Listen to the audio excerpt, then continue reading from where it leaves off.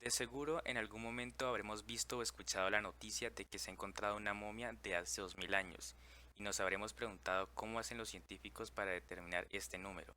La respuesta no es un único método, sin embargo, el más conocido usado es la datación por carbono 14. El carbono 14 es un isótopo radiactivo del carbono y todas las personas, animales y plantas tenemos una cantidad similar de carbono 14 mientras estamos vivos. Al morir, este se desvanece a un ritmo conocido de desintegración. Este descubrimiento permitió que se empezara a usar el carbono 14 para medir la antigüedad de objetos y personajes importantes de la historia, ya fueran textos antiguos, textiles, fósiles o momias. Este método se desarrolló en la década de 1940 por un grupo de científicos de la Universidad de Chicago encabezado por Willard Levy, quien por este descubrimiento recibió luego el Premio Nobel de Química en 1960. Este químico norteamericano se dio cuenta en 1946 que el carbono 14 era un medio fiable para determinar la antigüedad de los materiales orgánicos, a partir de la observación de que cuando un ser vivo muere, se dejan de incorporar nuevos átomos de carbono 14 y sus tejidos empiezan a perderlo a un ritmo predecible. Para ilustrar un poco esto, consideraremos lo siguiente. El carbono es un elemento que se encuentra en la naturaleza como tres posibles isótopos. El carbono 12 que tiene 6 protones y 6 neutrones, el carbono 13 que tiene 6 protones y 7 neutrones, y el carbono 14 que tiene 6 protones y 8 neutrones.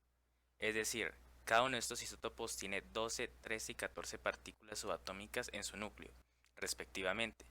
El carbono 12 y el carbono 13 son estables y se mantendrán inalterables mientras que el carbono 14 es inestable, es radiactivo, lo que hace que no se mantenga en el tiempo. La abundancia natural de estos isótopos es la que vemos en pantalla, siendo el carbono 12 el más común.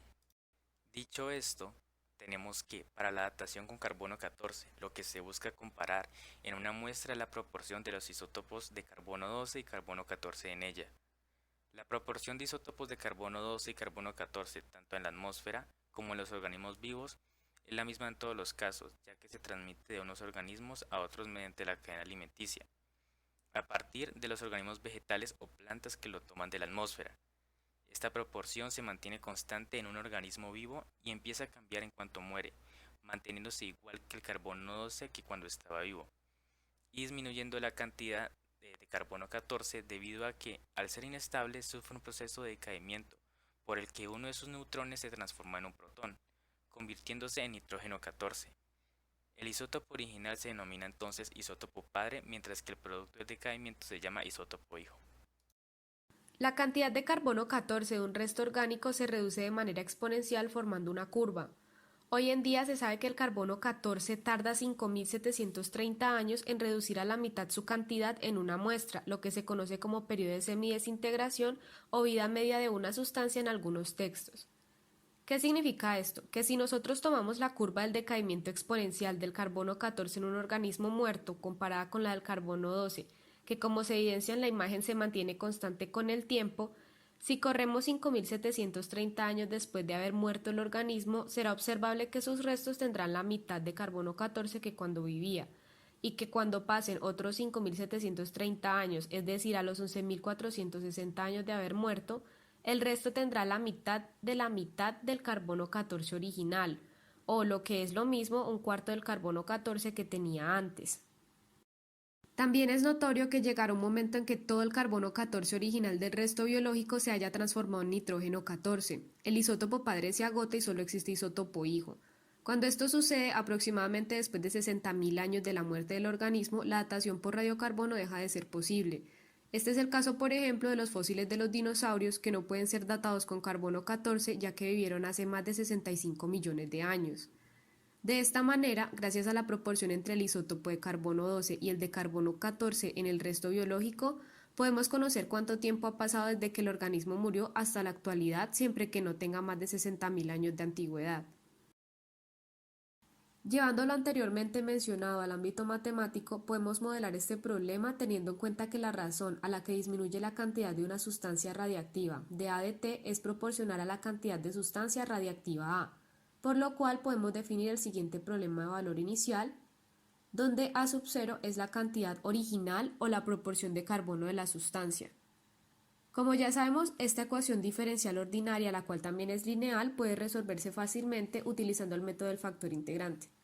Entonces, llevando la ecuación a la forma estándar conocida con su respectivo factor integrante, tenemos que la solución está dada por la siguiente fórmula y solo resta aplicarla para nuestro caso de crecimiento radiactivo, donde T va a estar medido en años y A corresponderá a una concentración dependiente del tiempo T, en la que obtenemos finalmente la expresión A igual a una constante arbitraria C que multiplica el número E a una potencia K por T, y esta sería la solución general de la ecuación diferencial propuesta en un principio.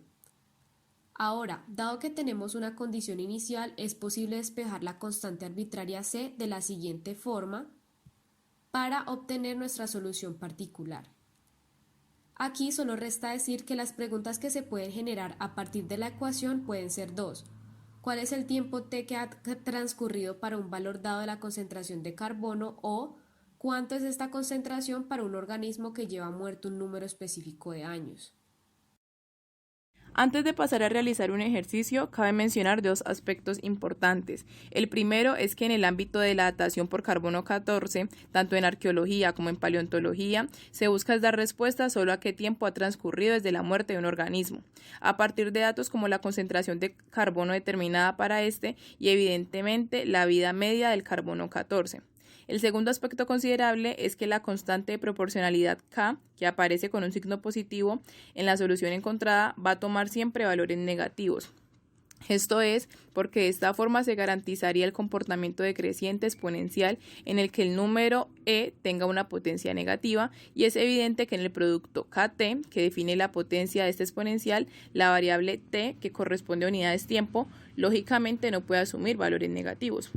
Dicho esto, pensemos en que hemos encontrado un fósil que tiene 1% de la cantidad original presente en la atmósfera de carbono 14. Entonces se puede determinar la edad de dicho fósil mediante la siguiente ecuación diferencial. Observemos que aquí se ha añadido una nueva condición inicial, que se deriva de la vida media del carbono 14, para la cual estamos diciendo que la concentración de carbono 14 después de 5.730 años se habrá reducido a la mitad de la concentración inicial en el momento de la muerte del organismo. Entonces, teniendo en cuenta que según se mostró anteriormente, la solución general de esta ecuación diferencial es: si sustituimos en la primera condición inicial para hallar C, obtenemos, y sustituyendo nuevamente, pero esta vez por la segunda condición que tenemos, obtenemos que K es igual a menos 1.23 por 10 a la menos 3. Es decir, que tenemos finalmente la siguiente ecuación. Y lo que haremos es que, como la información del problema nos dice que la proporción de carbono menos 14 es el 1% de la concentración original, podemos reordenar la fórmula de modo que podamos reemplazar esa expresión de lo que correspondería es la proporción del carbono 14 y podamos resolver para T. De modo que, llegados a este resultado, podemos decir que el fósil tiene una edad aproximadamente de 37.206 años. De esta forma es que se abordan los problemas de datado de antigüedades con carbono 14. Y aunque existen otros métodos que han venido desarrollándose hasta la actualidad, como el datado por uranio-torio, la datación por carbono 14 sigue siendo un descubrimiento revolucionario y un instrumento de validación ampliamente reconocido y que se ha venido sofisticando para incorporar factores que no habían sido tomados en cuenta, como el impacto de la revolución industrial en las proporcionalidades de los isótopos de carbono.